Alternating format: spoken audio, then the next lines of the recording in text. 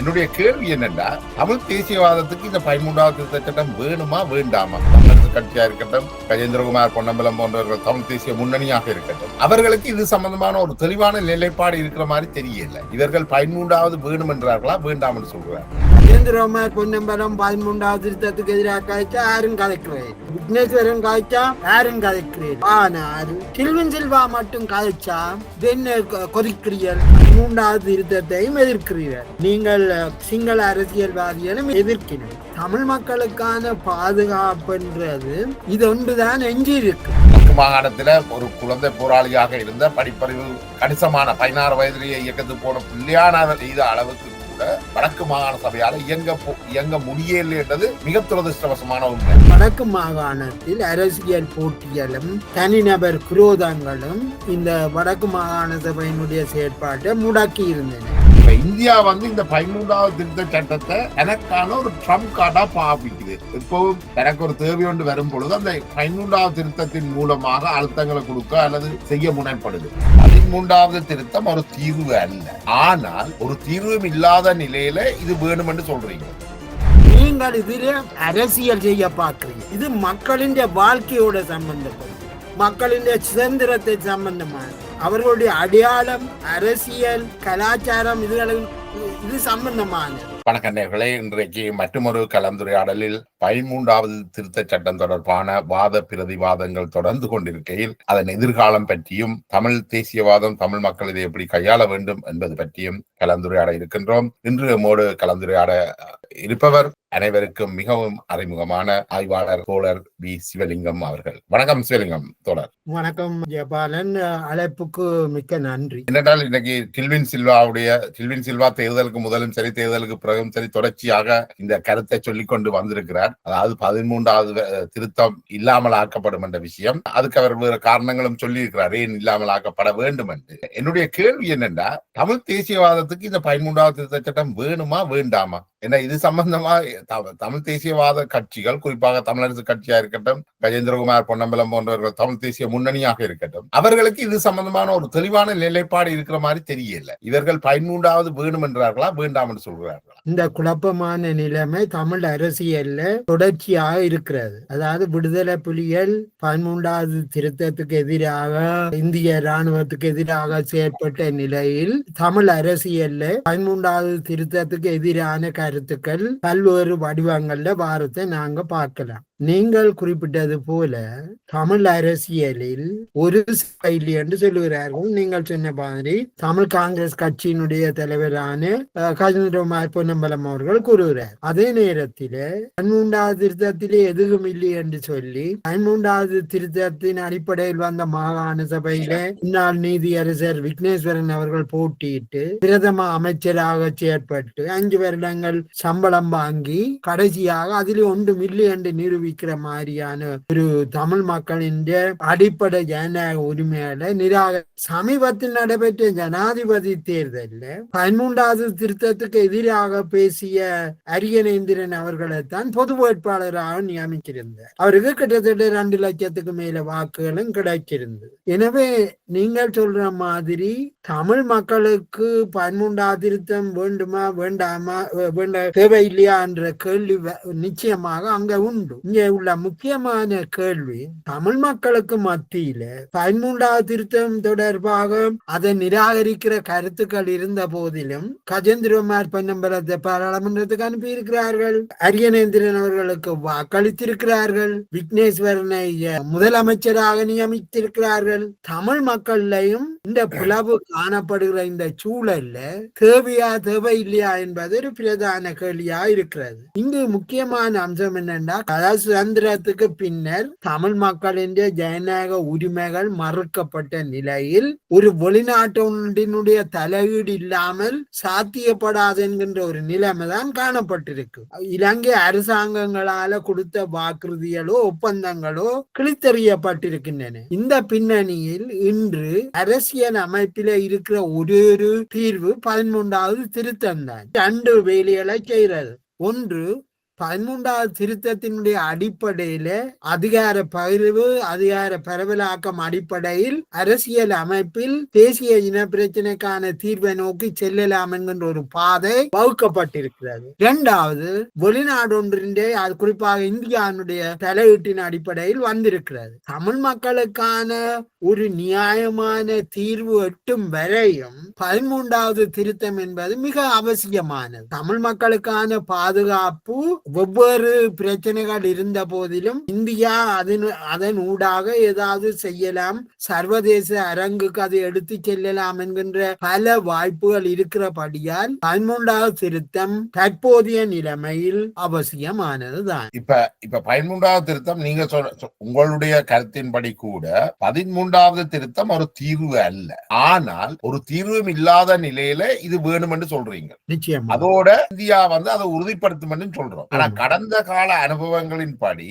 India இதுல பெரிய ரோல பிளே பண்ணின மாதிரி தெரியல. இந்தியா தன்னுடைய நலன்களுக்காக இலங்கை இந்திய ஒப்பந்தத்தை கொண்டு வந்து அதுல 13வது திருத்த சட்டம் தமிழ் மக்களின் சார்பில் இருந்த விடுதலை புலிகளாலேயோ அல்லது இலங்கை அரசாங்கத்தாலேயோ அதை ஏற்றுக்கொள்ளப்படுகிறது. அது இந்தியாவால தன்னுடைய நலன் சார்ந்து திணிக்கப்பட்ட ஒரு திட்டம். நீங்கள் குறிப்பிடுவது போல 13வது திருத்தம் தங்களுக்கு மேல திணிக்கப்பட்ட ஒன்று என்று சிங்கள அரசியல்வாதிகள் கூறுகிறார்கள். அதை நாங்கள் புரிந்து கொள்ளலாம். அவ்வாறானாலே தமிழ் அரசியல்வாதிகளிலே கணிசமான பிரிவினர், தமிழ் அரசியல்வாதிகள் எல்லாம் மக்கள்ல கணிசமான ஒரு பிரிவினர் 13வது திருத்தத்தை எதிர்க்கிறார்கள். இங்கதான் எங்களுக்கு மிக முக்கியமான கேள்வி எழும்புகிறது. 13வது திருத்தத்தையும் எதிர்க்கிறீர்கள், நீங்கள் சிங்கள அரசியல்வாதிகளும் எதிர்க்கணும். தமிழ் மக்களுக்கான பாதுகாப்புன்றது இது ஒன்றுதான் எஞ்சி இருக்கு. இதை நாங்கள் இல்லாமல் போனோம் என்றால் ஒரு பாதுகாப்பு இல்லை. அதால நீங்க அடுத்த கேள்விக்கு வரலாம். 13வது திருத்தத்தின் அடிப்படையில முதலாவது தேர்தல்ல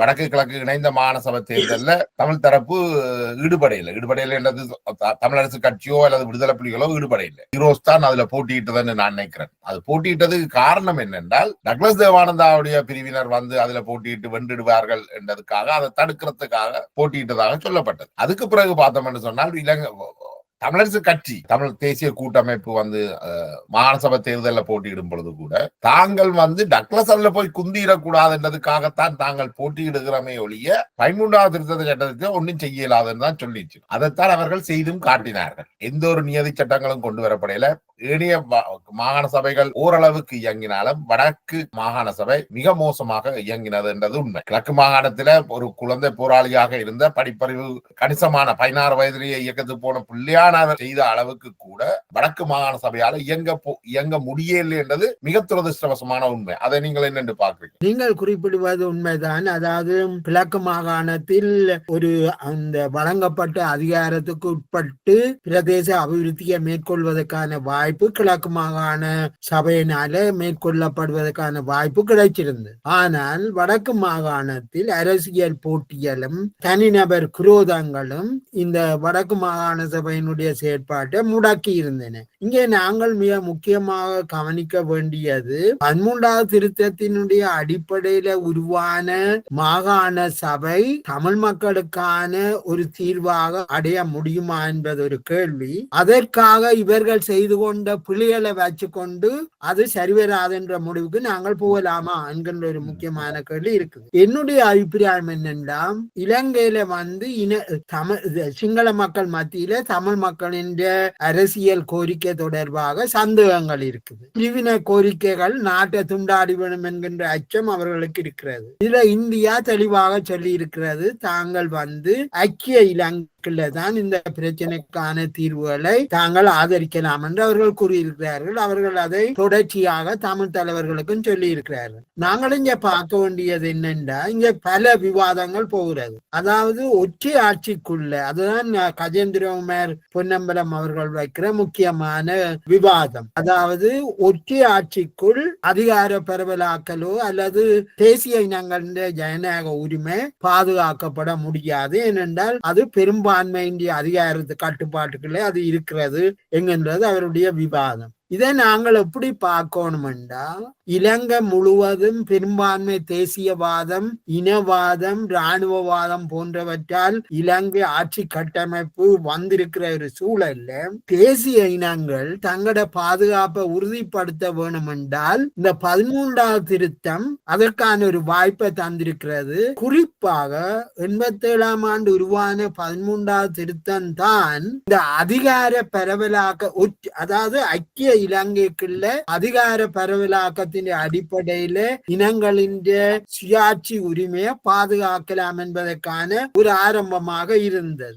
நாங்கள் என்ன பார்க்கணும் என்றால் 13வது திருத்தம் வழங்கிய அதிகாரங்களை யார் முழுமையாக அனுபவிக்க தவறியது? தமிழ் அரசியல் தலைமைகள் தாங்கள், உதாரணத்துக்கு 87ஆம் ஆண்டு இந்த திருத்தம் கொண்ட பிறகு தமிழக கட்சியினுடைய முக்கியஸ்தராக இருந்த அமதலிங்கம் அவர்கள் பாராளுமன்றத்தில் கூறும்போது 13வது திருத்தம் போதுமானதாக இல்லை என்ற போதிலும் நாங்கள் அதன் ஊடாக காலப்போக்கில் மேலும் அதிகாரங்களை பெற்றுக்கொள்ள முடியும், அதற்கான வாய்ப்பு உண்டு என்ற அடிப்படையில் தான் நாங்கள் இது ஏற்று போகிறோம் என்றவாறு அவருடைய உரை இருந்தது.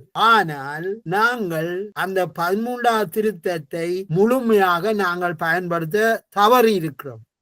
தமிழ் மக்கள் முதல்ல கவனிக்க வேண்டியது தமிழ் மக்களுடைய பிரதேசம், தமிழ் மக்களுடைய மொழி, தமிழ் மக்களுடைய கலாச்சாரம், இவை எல்லாவற்றையும் பாதுகாப்பதற்கான ஒரு ஆரம்ப ஏற்பாடுதான் 13வது திருத்தம். இங்க நீங்கள் கொடுக்கிற முக்கியமான ஒரு கேள்வி என்னன்னா, இன்றைக்கு தேசிய மக்கள் சக்தி அரசாங்கம் 13வது திருத்தத்துக்கு எதிரான ஒரு நிலைப்பாட்டு எடுத்திருந்த நிலையில இந்த 13வது திருத்தம் எவ்வாறு அமல்படுத்தப்படும் என்கின்ற முக்கியமான சந்தேகம் பலரின் மத்தியில இருக்கிறது. இங்க நாங்கள் என்னென்று இதை பார்க்கலாம் என்றால், ஜனாதிபதி தன்னுடைய பாராளுமன்ற உரையின் போது ஆற்றிய உரையின் சில அம்சங்களை நாங்கள் கவனத்தில் கொள்ளணும். ஏனென்றால் அதை யாரும் சொல்ல தயாரில்லை. உதாரணமாக, நாட்டில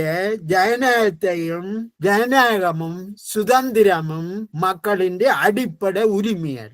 நாட்டில வாழ்ற ஒவ்வொரு பிரஜையும் தான் விரும்புகிற மதத்தை தழுவவும் செயற்படவும், தன்னுடைய மொழியை பேசவும், அந்த கலாச்சாரத்தின் அடிப்படையில வாழவும், பாகுபாடு இல்லாமல் செயற்படவும் அவருக்கு பூரண உரிமை உண்டு. யார் ஒருதரும் தன்னுடைய நம்பிக்கைகளை அல்லது அரசியல் தீர்மானங்களை மற்றவற்றை நம்பிக்கைக்கு எதிராக செயற்பட முடியாது. இதுல நாங்கள் நாட்டில ஜனநாயகத்தை பலப்படுத்துறதாயும் தேசிய ஐக்கியத்தை உருவாக்க போறதாயும் ஒரு பலமான ஜனநாயக கட்டுமானத்தை கொண்டு வர போவதாம் கூறியபடிதான் அவர்கள் 13வது திருத்தம் தமிழ் மக்களுக்கு போதுமானதாக இல்லை, அதால அது நான் ஸ்டார்டரா இருக்குது, கடந்த 40 வருஷமா அது செயற்பட முடியாத நிலைமையில இருக்கு. ஆனால் 13வது திருத்தத்தை எத்தனையோ தியாகங்களுக்கு மத்தியிலே தான் தமிழ் மக்கள் பெற்றிருக்கணும். அதன் அடிப்படையில அதை நடைமுறைப்படுத்த நாங்கள் தயாராக இருக்கிறோம். ஆனால் புதிய அரசியல் யாப்பு வரும் பொழுது அதை விட சிறந்த தீர்வொன்றை நாங்கள் தருவோம் என்று அவர்கள் கூறுகிறார். இதுல ஒரு முக்கியமான விஷயம் இருக்கு என்னன்னா, ஆரம்பத்திலே இருந்தே ஜேவிபி அமைப்பு கிட்டத்தட்ட ஒரு இந்தியாவுடைய விஸ்தரிப்பு வாதத்துக்கு எதிரான ஒரு அமைப்பாகத்தான் இருந்தது. அவர்களுடைய இந்த இந்திய எதிர்ப்பு கல்வி திட்டம் கூட அதுகின்ற ஒரு விளைவுதான். இப்ப இந்த இந்திய 13வது திருத்த சட்டம் முற்றுமுழுதாக இலங்கையின் நலனுக்கு எதிராக இந்தியாவுடைய நலனை மட்டும் கருத்தில் கொண்டு இந்தியாவால ஒரு திணிக்கப்பட்ட தீர்வு. அந்த அடிப்படையில ஜேவிபிக்கு ஒரு தேவை ஒன்று இருக்குது. இந்த 13வது திருத்தத்தை இல்லாமல் செய்ய வேண்டிய தேவை அவர்களுக்கு மிக முக்கியமாக இருக்கு என்று நான் கருதுகிறேன். இது அது அவர்கள் இந்தியாவுக்கு எதிராக எடுக்கின்ற நடவடிக்கையை ஒழிய அது தமிழர்களுக்கு எதிரான நடவடிக்கையாக இருக்கும் என்று நான் கருதவில்லை. இந்த வித்தியாசத்தை உங்களால உணரக்கூடியதாக இருக்கா? ஜேவிபி இது இந்தியாவால திணிக்கப்பட்ட என்ற அடிப்படையில இதை இல்லாமல் செய்ய வேண்டிய ஒரு தேவை ஒன்று அவர்களுக்கு அரசியல் ரீதியாக இருக்கு என்று நான் கருதுகிறேன். இதிலே நீங்கள் குறிப்பிடுவது நாங்கள் கவனமாக நாங்கள் பார்க்கணும். அதாவது இந்தியா தன்னுடைய நலனுக்காக, தன்னுடைய பூகோள அரசியல் நலனுக்காக இலங்கைக்குள்ள வந்தது. அது நாங்கள் புரிஞ்சு கொள்ள முடியும். ஆனால் அவ்வாறு இந்தியா இலங்கைக்குள்ள வரலாம் என்கின்ற ஆபத்தை உணர்ந்த சிங்கள அரசு அதுக்கு பதிலாக இந்த இன பிரச்சனையை அது தீர்த்திருக்க வேணும். அது தீர்க்கல, பதிலாக ஒப்பந்தங்களை மேற்கொள்வதும் பிறகு அவற்றை ஏமாற்றுவதுமாக இருந்திருக்கிறது. இது கடந்த காலம். அந்த அனுபவங்களை வச்சுக்கொண்டு தமிழ் மக்கள் பாக்கினம் என்னென்றால் இந்த மாதிரியான சூழலுக்கு நாங்க வாழ முடியாது, ஏதாவது ஒரு தலையீடு வேணும் என்று. நாங்கள் வெறுமனிய சிங்கள தரப்பு விவாதங்கள்ல மட்டும் கவனம் செலுத்த, அதாவது ஒட்டுமொத்த இலங்கையின் பாதுகாப்புன்றது நிலங்களின் பாதுகாப்பு அல்ல, அங்க வாழ்ற மக்களின் பாதுகாப்பு. நீங்கள் இந்தியாவின் விஸ்தரிப்பு வாதம் காரணமாக இலங்கையின் பாதுகாப்புக்கு ஆபத்து என்று நீங்க கருதி இருந்தால் நாட்டுக்குள்ள வாழ்ற சகல மக்களுடைய பாதுகாப்பை நீங்கள் உறுதிப்படுத்தி இருக்கணும். அதைத்தானே இப்ப ஜேவிபி செய்ய பாக்குது, ஜேவிபி என்பிபி செய்ய பாக்குது. என்னன்னா இப்ப இந்தியா இந்த 13வது திருத்த சட்டத்தை எனக்கான ஒரு ட்ரம்ப் கார்டா பாவிக்குது. இப்பவும் எனக்கு ஒரு தேவை ஒன்று வரும் பொழுது அந்த 13வது திருத்தத்தின் மூலமாக அழுத்தங்களை கொடுக்க அல்லது செய்ய முனைப்படுது.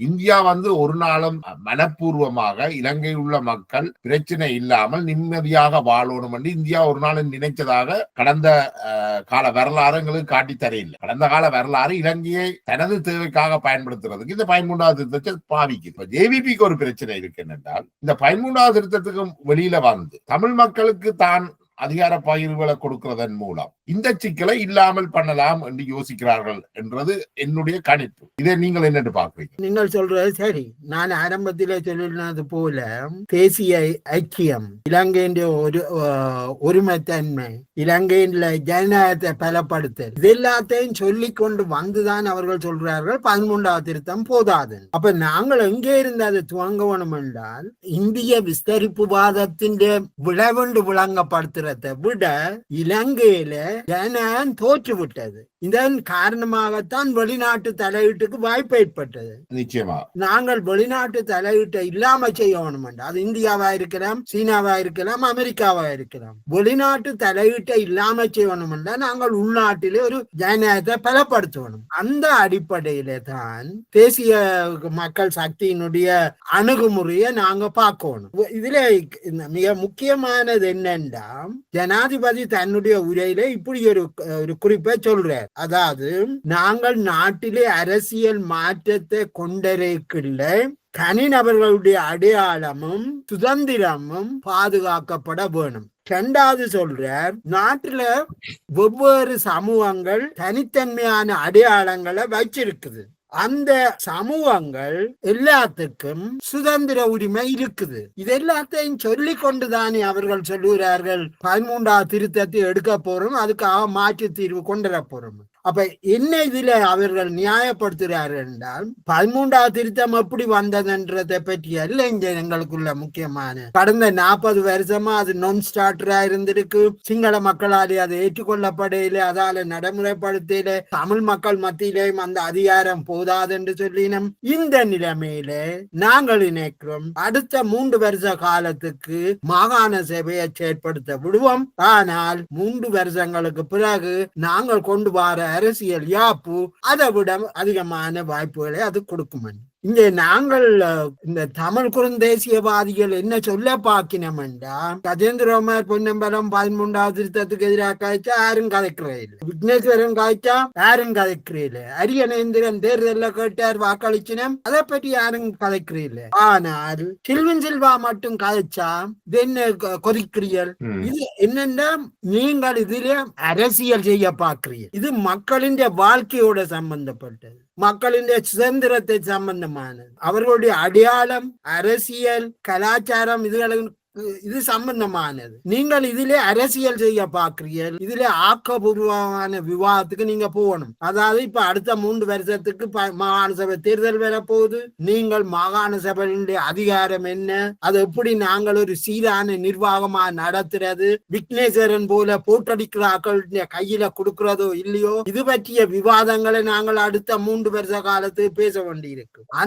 அதே நேரத்தில் புதிய அரசியல் யாப்பு எவ்வாறு இருக்க வேண்டும் என்பது குறித்த விவாதங்களை நாங்கள் நகர்த்த வேண்டும். ஆனால் இந்த குறுந்தேசியவாதிகள் அதை பற்றி எந்த கதையுமே இல்லை. கில்வின் சில்வா சொன்னதை வச்சுக்கொண்டு அடியாபடியாண்டு நிக்கணுமே தவிர, ஏன் நீங்கள் ஜனாதிபதி தன் உரையில ஜனநாயகம் தொடர்பாக பாராளுமன்றத்தின் ஜனநாயகம் தொடர்பாக மக்களின் அடிப்படை ஜனநாயக உரிமைகள் தொடர்பாக பேசியது குறித்து நீங்கள் எதுவும் பேசவில்லையே? ஏன் 13வது திருத்தத்துக்கு மாற்றாக வைக்கப்படக்கூடிய ஒரு தீர்வாக இது வரும் என்றது ஒரு கேள்வி இருக்கு. ஆனா அரசாங்கம் எங்க நோக்கி போகுது என்றது ஜனாதிபதியுடைய சிம்மாசன உரையில சொல்லப்படுதுன்னு நான் நினைக்கிறேன். ஜனாதிபதி சொல்றார், நாட்டின் அபிவிருத்தி ஜனநாயகப்படுத்தப்படணும். அப்படி ஜனநாயகப்படுத்தப்படுகிறதா இருந்தால் அது மாகாண சபைகளுக்கு ஊடாக, பிரதேச சபைகளுக்கு ஊடாக அபிவிருத்தி மேற்கொள்ளப்படணும். பாராளுமன்றம் என்றது சட்டவாக்க சபை. அப்ப சட்டம் மட்டும்தான் பாராளுமன்றத்தில், அது சம்பந்தமான விஷயங்களை தான் பாராளுமன்றம் கூடுதலாக கவனிக்க போகுது. அப்ப பிரதேசங்களுடைய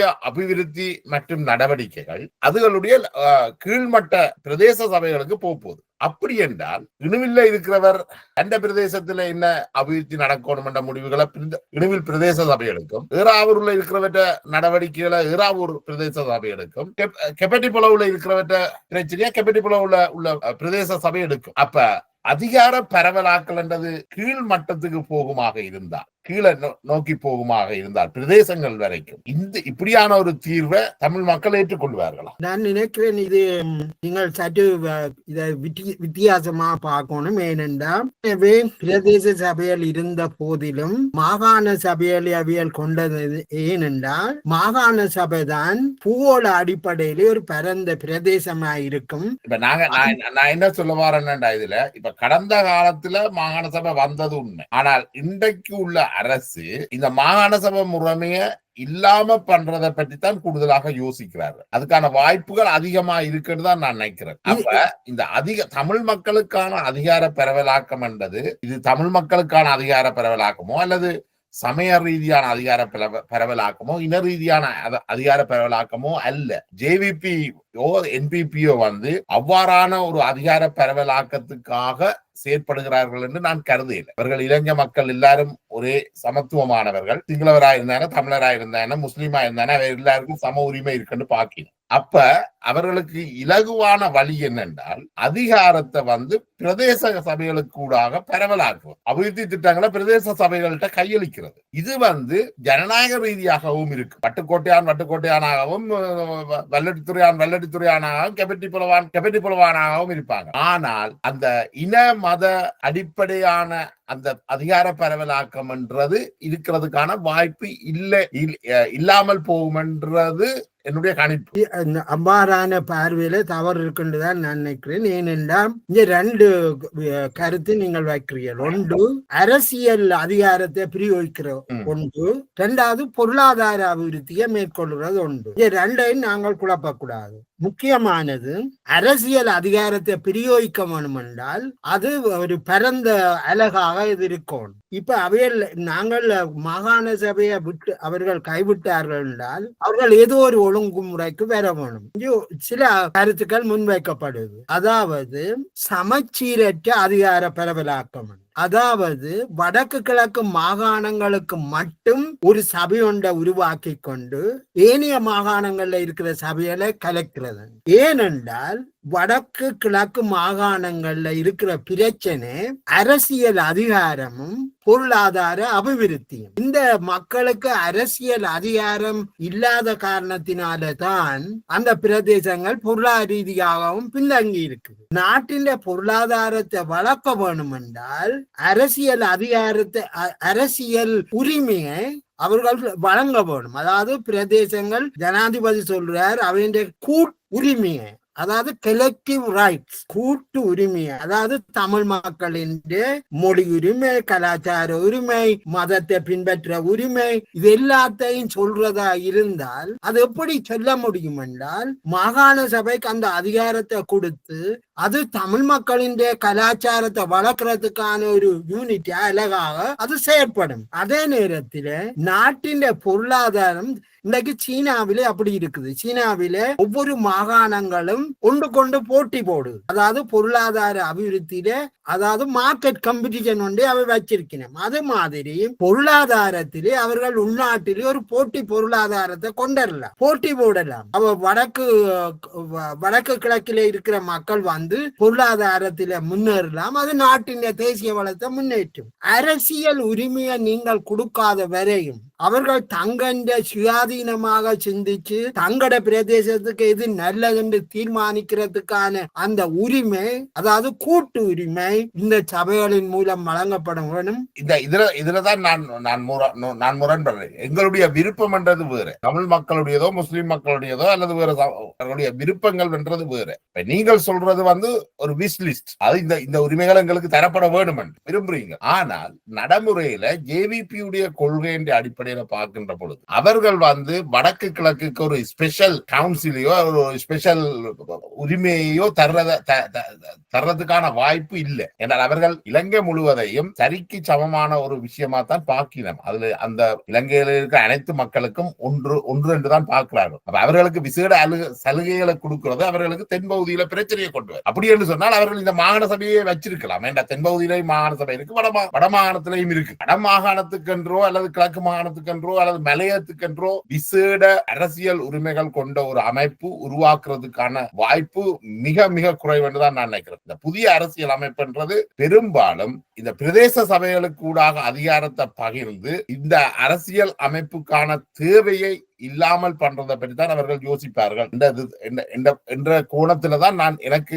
யோசிக்கக்கூடியதாக இருக்கு. நான் நினைக்கிறேன் அப்படி யோசிக்கிறது வந்து தவறு என்று நினைக்கிறேன். ஏனென்றால் முதலில் யோசிக்கிறதுன்னு சொன்னால் என்னடா இப்ப இதுல ஜேவிபி நிலைப்பாட்டை வச்சு கொண்டு நாங்கள் பார்க்கிற பொழுது அந்த கோணத்தை அந்த போக்குலதான் இந்த அரசியல் நகர போக்கு. நீங்கள் ஜேவிபி என்று குறிப்பிடுகிறீர்கள். நான் ஜனாதிபதியினுடைய பாராளுமன்ற உரியை வச்சுக்கொண்டு நாங்க பார்த்தால் அவர் முதல்ல ஜனநாயகத்தை பற்றி வலியுறுத்துகிறார். ஜனநாயகம் என்ன சொல்லுது? பெரும்பான்மையினருடைய ஆட்சி, சிறுபான்மையினருக்கான பாதுகாப்பு, அதுதான் ஜனநாயகம். அந்த அடிப்படையில பார்க்கும்போது சிறுபான்மையினருடைய பாதுகாப்புன்றது என்ன சாமான்? அவர்களுடைய மொழி, அடையாளம், கலாச்சாரம், பிரதேசம் இது எல்லாத்தையும் அவர்களுக்கான இலங்கை என்ற ஜனநாயக கட்டமைப்புல இது ஒன்றுக்கும் பாதுகாப்பு வராது. மாவீரர் தினம் கொண்டாடுறதுக்கும் உங்களுக்கு உரிமை இருக்குது. நாங்கள் இது மாவீரர் தினம் நீங்கள் வந்து நீங்கள் தமிழராக உணருங்கோ, முஸ்லீமாக உணருங்க, மலைய தமிழராக பாருங்கோ, சைவர்களாக உணருங்கோ, பௌத்தர்களாக இருங்கோ, கிறிஸ்தவர்களாக இருங்கோ, ஒரு பிரச்சனையும் இல்லை. என்ன பிரச்சனை உங்களுக்கு? அதுக்கு எந்த தடையும் இல்லையே. தடை அல்ல முக்கியம். அவர்கள் வைக்கிற அல்லது முன்னுதாரணமா வைக்கிற விடயங்கள் வந்து ஒன்று சிங்கப்பூர், கொரியா, இந்த மாடல்களை தான் அவர்கள் பார்க்கிறார்கள். கூடுதலாக நாங்கள் பார்க்க வேண்டிய என்னன்னா, நாங்கள் இதே தேசிய மக்கள் சக்தியினர் ஜனநாயகம் குறித்து அவர்கள் என்ன சொல்லுகிறார்கள் என்றால், அவர்கள் சும்மா சொல்லல. கடந்த 75 வருஷ வரலாற்றின் பின்னணியில நாட்டில இனவாதம் தலை தூக்கி நாட்டு மக்களை பிளவுபடுத்தி தேசிய ஐக்கியத்தை சிதைச்ச நிலையில தான் அவர்கள் சொல்லினோம். அப்ப அவைகள் சொல்லலாது நீங்க செய்கிறதை செய்யுங்க, நாங்க விட்டுட்டோம். அதல்ல, ஒரு அரசாங்கம் என்றது ஒரு பல்தேசிய இனங்கள் வாழ்ற நாட்டில பல்தேசிய இனங்கள் வளர்றதுக்கான வாய்ப்புகளையும் அது கொடுக்கணும். அவைய கலாச்சாரம் செழிச்சு வளர, மொழி வளர, இது எல்லாத்தையும் கொடுக்கறதா இருந்தால் அந்த சமூகங்கள் செறிஞ்சு வாழ்ற பகுதிகளில் சுயாட்சி நடைமுறை செயற்பாட்டில இருக்கணும். அதுக்கான எந்த தடையும் இல்லை தானே. இப்ப பிரித்தானியாவில நாங்க இருக்கிறோம். மார்கழி திங்களா தைத்திங்கள் எழுச்சி என்று பல்வேறு கவுன்சில்களும் செய்திருக்குது. உங்களோட மதத்தையோ உங்களோட இனத்தையோ அல்லது உங்களோட மொழியையோ வளர்க்கறதுல இங்க எந்த தடையும் அரசு விதிக்கல. இதைத்தான் அங்கேயும் செய்ய பாக்குறாரு. அரசு தடை விதிக்கிறதுன்றது உண்டு, அரசு உற்சாகப்படுத்துறன்றது உண்டு. பிரதேச சபைகளுக்கு கூட அதை செய்யலாம் தானே. இதுல இன்னொரு முக்கியமான அம்சம், நீங்கள் தொடர்ச்சியா பிரதேச சபைய சொல்றது என்னன்னா, இல்ல நான் இதுல என்னுடைய விருப்பம் பிரதேச சபை அல்ல. நான் இப்ப உங்களோட இந்த உரையாடலை செய்கின்ற பொழுது நான் ஜேவிபி இதை என்னத்தை நோக்கி போகுதுன்றது சொல்றேன். அந்த அடிப்படையில தான் உங்கள்ட்ட இதை வைக்கிறேன். அதாவது நீங்கள் சொல்றது போல தேசிய மக்கள் சக்தியின் கருத்துக்கள் அப்படி இல்லையா, என்னுடைய புரிதலின்படி அவர்கள் இந்த தேசிய சிறுபான்மையினங்கள் செறிஞ்சு வாழ்ற பிரதேசங்கள் சுயாட்சி பிரதேசங்களாகவும் அவர்களுடைய அடையாளங்கள் கலாச்சாரங்களை வளர்க்கறதுக்கான ஒரு ஜனநாயக சூழலை கொண்டர அவர்கள் விரும்புகிறார்கள். அது எப்படி கொண்டரலாம்ன்றதுலாம் நீங்கள் சொல்றதும் நான் சொல்றதுலயோ வித்தியாசம் இருக்கு. என்னுடைய அபிப்பிராயம் என்னன்னா, அவர்கள் ஒரு பெரிய யூனிட்டை வச்சிருந்தா தான், அதாவது மாகாணம் போல ஒரு யூனிட்டை வச்சிருந்தா தான் அவர்களுக்கு அந்த அதிகாரங்களை கொடுக்க முடியும். நீங்கள் சொல்றது போல கிளிநொச்சியில் ஒருவர் காங்கிரஸ் ஒருவர் இருந்தார் என்றால் அது பெரிய குழப்பமா முடியும். ஏனென்றால் தேசிய வழிகாட்டல் ஒரு மத்தியில இருக்கும். அதாவது தமிழ் மக்களுடைய அரசியல் மொழி கலாச்சாரத்தை வளர்க்கிறதா இருந்தால் அந்த பிரதேசம் சுயாட்சி பிரதேசமாக இருக்கும். என்ன அடுத்தது நீங்க சொல்றது என்றால், உதாரணத்துக்கு மீன்பிடி துறைமுகங்கள் கரையோரங்கள்ல இருக்கு. அந்த பிரதேசத்தின் அபிவிருத்தியை மேற்கொள்ற என்றால் கரையோர பிரதேசத்துக்கான பிரதேச சபையில கூட அதிகாரங்களை கொடுத்து கூட்டுறவுகளை வளர்க்க செய்து செய்யலாம். அது அபிவிருத்தி சம்பந்தமான. இங்க நாங்கள் என்ன பார்க்கிறோம் என்றா, ஒன்று அந்த பிரதேசத்து மக்களின் பங்களிப்பு அவசியமானது. அவைகளுக்கு தான் தெரியும் தேசத்தின் தங்கட பிரதேசத்தின் தேவை என்னன்னு, தங்கண்ட கல்வியை எங்க கொண்டு போகணும் என்று அவர்கள் யோசிப்பார்கள். எனவே அந்த அடிப்படையில் தேசிய மக்கள் சக்தி நாட்டிலே ஒரு பலமான ஜனநாயக ஒரு புறச்சூழலை உருவாக்குறதுக்கான ஒரு நடவடிக்கையில அவர் இறங்கி இருக்கிறார். அதாவது இன்னொரு முக்கியமான அம்சத்தை நாங்கள் கவனத்தில் எடுக்கணும். கடந்த 76 ஆண்டுகளாக மத்தியில இருந்த அரசாங்கம் என்ன செய்திருக்கின்றால் அதிகாரங்களை குவிச்சிருக்குது. அதிகாரங்களை குவிச்சு ஒரு குழுவினரின் ஆதிக்கத்தில அல்லது ஒரு பிரிவினரின் ஆதிக்கத்துக்கு அது போயிருக்கு. அதை தடுக்கத்தான் அந்த அதிகாரத்தை பரவலாக்கி மாகாண சபைகளுக்கு கொடுத்தால் அதிகாரத்தை அவர்கள் எப்படி பரவலாக்க போறார்கள் என்றதுலதான் இந்த சிக்கல் வரப்போகுது. என்றால் இந்த அதிகாரத்தை அவர்கள் இன ரீதியாகவோ மத ரீதியாகவோ பரவலாக்க போறார்களா, அல்லது அந்த அதிகாரத்தை ஒட்டுமொத்தமா பிரதேச ரீதியாக பரவலாக்க போறார்களா என்றதுதான் ஜேவிபியுடைய அடிப்படை கொள்கையில அவர்கள் இலங்கை மக்கள் எல்லோரும் சமமானவர்கள் என்ற அடிப்படையில இந்த அதிகார பரவலாக்கம் என்றது இன ரீதியாக வருவதை நான் நினைக்கல அவர்கள் பெரும்பாலும் ஏற்றுக்கொள்வார்கள். நான் நினைக்கிறேன் இதுல நாங்கள் agree to disagree. நாங்கள் இது எப்படி இந்த நகர்வு இருக்க போகுதுன்றதை நாங்கள் தொடர்ச்சியான அடுத்த காலகட்டங்கள்ல தான் நாங்கள் பார்க்கலாம் என்று நான் நினைக்கிறேன். நிச்சயமா நான் நினைக்கிறேன் இந்த புள்ளியோட இந்த நேர்காணல நிறைவுக்கு கொண்டு வரலாம் என்றால் உண்மையிலேயே இது ஒரு மிக முக்கியமான பிரச்சனை. இந்த அதிகார பரவலாக்கம் என்றது எதுவரைக்கும் போகும், மாகாண சபையுடைய எதிர்காலம் என்ன, இன ரீதியான அதிகார பரவலாக்கங்கள் இருக்குமா அல்லது இல்ல பிரதேச ரீதியாகத்தான் அந்த அதிகார பரவலாக்கங்கள் வருமா என்றதெல்லாம் சிக்கல். அதோட முஸ்லிம் மக்களுடைய நிலைமை என்ன? எங்களுடைய நண்பர் சையத் பசீர் சொன்னார் மாகாண சபையால முஸ்லிம்களுக்கு எந்த பயனும் இருக்கு இல்லையா, அப்ப அதுல தங்கட ரோல் இல்லையா. சோ இதுகள் எல்லாத்தையும் நாங்கள் எதிர்வரும் காலகட்டங்கள்ல தொடர்ந்து உரையாடலாம் நினைக்கிறேன். கடைசியா ஏதாவது சொல்ல இதுல முக்கியமாக எங்களோட கவனத்துக்குரிய என்னன்னா, இந்த மாகாண சபை அதாவது அரசியல் யாப்பில 13வது திருத்தம் என்றது ஒற்றை ஆட்சி அரசியல் அமைப்பில அங்க ஒரு சமஷ்டி அடிப்படையிலான ஒரு தீர்வை நோக்கி செல்வதற்கான ஒரு பகுதியாகத்தான் இந்த 13வது திருத்தம் அமைஞ்சது. இந்தியாவிலே எப்படி மொழிவாரி மாநிலங்கள் இருந்த போதிலையும் அந்த மாநிலங்களுக்கு சுயாட்சி உரிமை வழங்கப்பட்டது போலத்தான் அதை முதலாக வச்சுத்தான் அவர்கள் இந்த 13வது திருத்தத்தை வரைஞ்சிருக்கிறார். ஆனால் சிங்கள அரசியல்வாதிகளும் தமிழ் குறுந்தேசியவாதிகளும் இதனுடைய அடிப்படையில புரிஞ்சு கொள்ளாமல் தங்களுடைய பாட்டுக்கு அதை சிதைச்சு போட்டினோம். இன்றைக்கு ஒரு நல்ல வாய்ப்பு கிடைச்சிருக்குது. 13வது திருத்தத்தை எந்த வடிவில நாங்கள் எங்களுக்கு சாதகமான வகையில கொண்டரலாம்ன்றதுக்கான வாய்ப்பு இருக்குது. ஆனபடியா இவை நீண்ட விவாதத்துக்குரியன. அதாவது ஒற்றை ஆட்சியில் சாத்தியமா அல்லது இன்றைக்கு இருக்கிற ஆட்சியில சாத்தியமா, இந்த விவாதங்கள் எல்லாம் மிக முக்கியமானது. நாங்கள் தொடர்ந்து பேச வேண்டும். நீங்கள் உங்களுடைய இந்த விவாதத்தின் சுருக்கத்தை கொண்டு வந்தால் நான் என்னட்டு விளங்கிக் கொள்றேன் என்றால், வரப்போற புதிய அரசியல் அரசியல் அமைப்பிலையும் இந்த மாகாண சபை முறை இருக்க வேணும், அதுக்கான கூடுதலான அதிகாரங்கள் பயிரப்பட வேணும். நிச்சயமாக அப்படித்தான் நான் எதிர்பார்க்கிறேன். சில வேளை பெயர் மாற்றம் அடையலாம். சந்திரிகா அவர்கள் யூனியன் ஆஃப் ரீஜன்ஸ் போல இவர்களும் ஒரு பெயரை கொண்டரலாம். பொறுத்திருந்து பார்க்கலாம். வாய்ப்புக்கு ஆழமான ஒரு கருத்தியல் சார்ந்த ஒரு விவாதமாக அமைஞ்சது. உங்களுடைய கலந்து கொண்டமைக்கும் உங்களுடைய நேரத்தை ஒதுக்கி வந்து இந்த கருத்துக்களை பகிர்ந்து கொண்டமைக்கும் மிக்க நன்றி தோழர் சிவலிங்கம். நன்றி.